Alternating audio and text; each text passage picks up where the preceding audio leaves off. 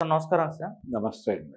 Sir 'Dil Raju' గారు ఒక press మీట్‌లో మాట్లాడుతూ రివ్యూయర్స్‌ని మొదటి రోజు థియేటర్స్‌కి రానివ్వకుండా చూడాలి అన్న ఒక తమిళనాడులో పెట్టారు.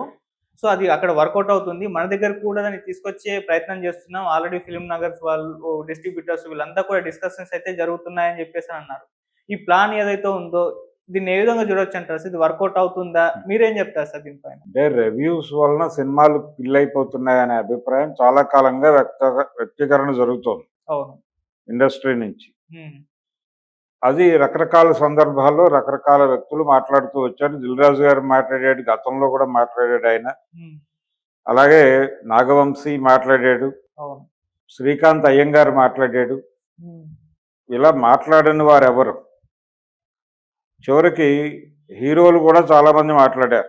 హ్మ్. ఈ రివ్యూస్ సినిమాలను కిల్ చేసేస్తున్నాయని. అవును. సినిమాని రివ్యూలు కిల్ చేస్తున్న మాట వాస్తవమే అయితే, మీ సినిమాల్లో అంటే ఇది ఆడలేక మధ్యలో ఓడు అన్నట్టుగా సినిమాలో కంటెంట్ ఉంటే రివ్యూలు ఆపవు. రివ్యూలు బాలేదు కానీ సినిమా బాగుంది అని ట్విట్టర్ అకౌంట్లోనో లేకపోతే ఫేస్బుక్ అకౌంట్లోనో ఆడియన్స్ చెప్తారు. అంటే మీరు రివ్యూ సాంప్రదాయ రివ్యూగా చూస్తున్నారు. ఓకే. ఇప్పుడు సాంప్రదాయ రివ్యూ లేదు. ఒక మీడియాతో కానీ రివ్యూలతో కానీ సంబంధం లేని ఒక మనిషి సినిమా థియేటర్లోకి వెళ్ళి కూర్చుంటాడు. అతనికి సినిమా నచ్చదు. నచ్చినప్పుడు అతను ఏ ఫేస్బుక్లోనో, ట్విట్టర్లోనో, ఇన్స్టాలోనో ఎక్కడో ఒక ప్లాట్ఫామ్ మీద మెంబర్ అయి ఉంటాడు.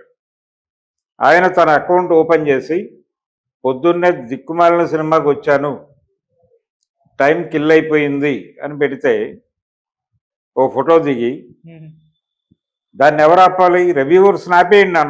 వద్దంట్లా రివ్యూస్ అనేవి ఉండకూడదు అని చట్టం తీసుకురండి.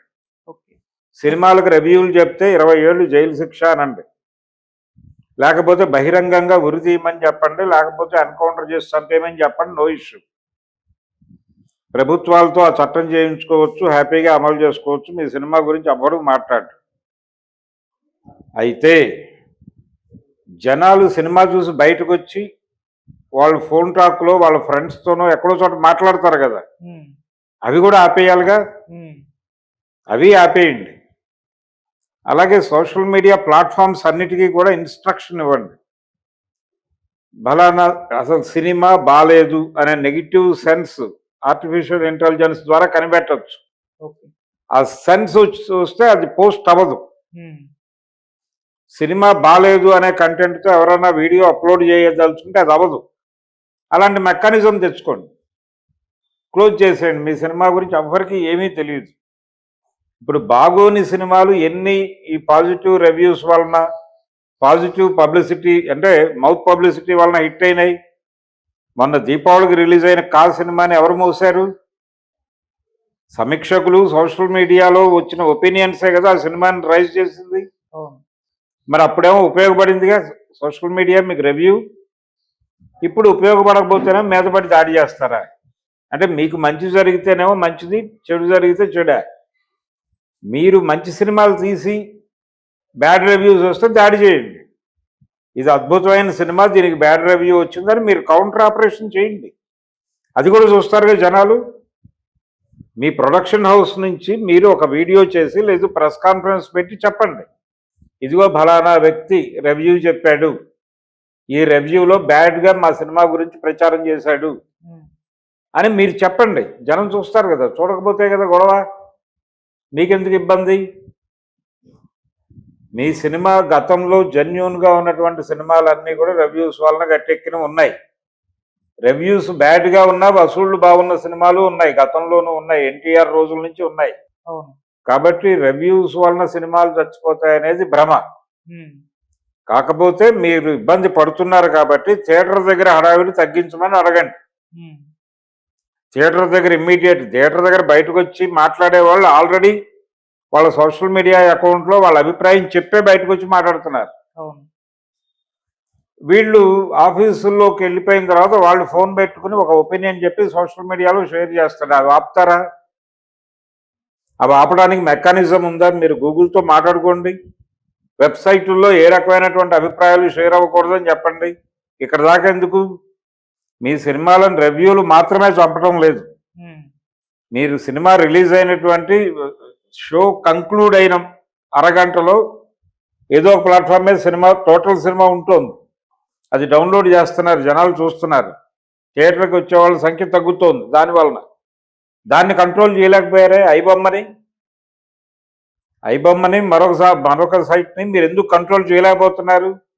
పైగా ఆయన ఛాలెంజ్ విసిరాడు కదా మధ్య ఐబొమ్మ అతను. ఏం చేసుకుంటారో చేసుకోండి అన్న పద్ధతిలో వార్నింగ్ కాల్ ఇచ్చాడు కదా వీళ్ళకి.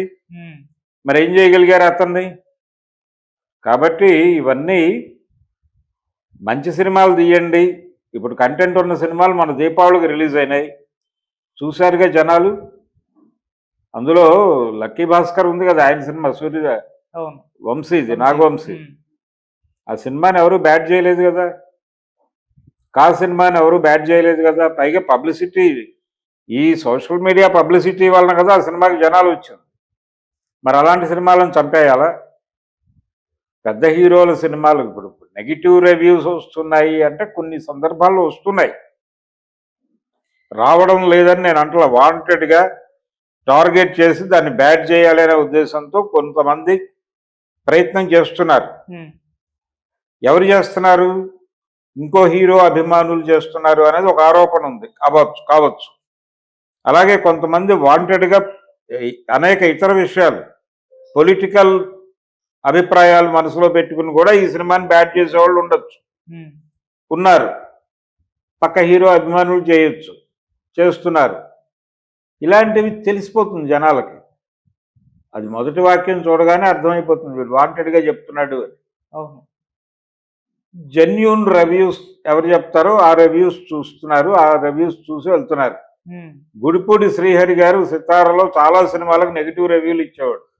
ఆయన బాలేదన్న సినిమాలు, ఆడిన సినిమాలు అనేకం ఉన్నాయి. అంత మాత్రం చేత రివ్యూ ఆపేయమని ఆ రోజు ఎవరు గొడవ చేయలేదు కదా, నువ్వు రివ్యూ రాయొద్దు అని. ఆయన ఏ పత్రికలో అయితే రివ్యూ రాస్తున్నాడో, సితారా అనే పత్రికలో, ఆ సినిమా పత్రిక యాజమాన్యం ప్రొడక్షన్ లైన్లో ఉంది. ఏది రామోజీరావు గారు, ఆయన తన ప్రొడక్షన్లోకి దిగిన తర్వాత రివ్యూలు ఆపల. ఉషా కిరణ్ మూవీస్ వారి సినిమాలు కూడా బాగాలేకపోతే బాగాలేదనే రాసేవాడు ఆయనే ఉద్యోగం నుంచి తీలా. కాబట్టి మీరు మీ కంటెంట్ భద్రంగా చూసుకోండి, దాన్ని జనాల్లోకి ప్రాపర్గా తీసుకెళ్ళండి. మీరు ప్రెస్ మీట్లు అవి పెట్టి చెప్తున్నారు కదా జనాలకు, మీడియాని ఎందుకు మీరు ఎంటర్టైన్ చేస్తున్నారు? చేయకండి, మానేయండి. మీరు సెలెక్టివ్ ఆడియన్స్కి చూపించుకుంటే ఓకే. మీరు పబ్లిక్ డొమైన్లో సినిమాని రిలీజ్ చేస్తూ జనాలను మాట్లాడొద్దంటే ఎట్లా కుదురుతుంది? బాగుంటే బాగుందని చెప్తారు, బాగోకపోతే బాగాలేదని చెప్తారు. దాన్ని భరించే శక్తి నీకు లేనప్పుడు ఒకటి సినిమాలు తీయటం మానేయి, లేదు వెళ్ళి ప్రభుత్వంతో చట్టం చేయించు. ఈ చట్టం కేవలం థియేటర్ల దగ్గర రివ్యూలో, పత్రికల్లో రివ్యూలో కాదు, లేకపోతే టీవీ ఛానళ్లలో రివ్యూలో, సోషల్ మీడియాలో రివ్యూలో కాదు. విస్తృతంగా ప్రజలకి సభ్యత్వాలు ఉన్నటువంటి ప్రతి ప్లాట్ఫామ్ మీద ఈ సినిమా పేరు పోస్ట్ అవడానికి లేకుండా ఒక సాఫ్ట్వేర్ తీసుకురండి, తీసుకొచ్చి దాన్ని ఇంప్లిమెంట్ చేసి అప్పుడు మాట్లాడండి. అంతే తప్ప ఇష్టం వచ్చినట్టు మాట్లాడితే అలాగే అక్కడెక్కడో చట్టం చేశారు, ఇక్కడ చేస్తాము, అక్కడ అరెస్టులు జరిగినాయి, ఇక్కడ అరెస్ట్ చేస్తాము. ఇప్పుడు ప్రభుత్వాలు కూడా అదే చేస్తున్నాయి కదా. గత ప్రభుత్వ హయాంలో మమ్మల్ని తిట్టిన వాళ్ళందరినీ మేము అధికారంలోకి వచ్చినప్పుడు మేము అరెస్ట్ చేయకపోతే అలాగా అని నైతిక బాధ్యత వహిస్తూ చేస్తున్నారు కదా. అదే పద్ధతిలో వీళ్ళు చేస్తున్నారు. చట్టం తీసుకురమ్మని చెప్పండి. మీ సినిమా పరిశ్రమకి చాలా అనుకూలంగా ఉన్నటువంటి ప్రభుత్వాలే ఉన్నాయి 2 చోట్ల. చట్టం తీసుకురండి. ఎవరైనా సోషల్ మీడియాలో సినిమా గురించి బ్యాడ్గా మాట్లాడితే వాడికి కఠిన శిక్ష అని పెట్టండి, కళ్ళు పీకేస్తామని పెట్టండి, ఏమీ కాదు. చట్టాలు చేసుకోవచ్చు, ఏముంది.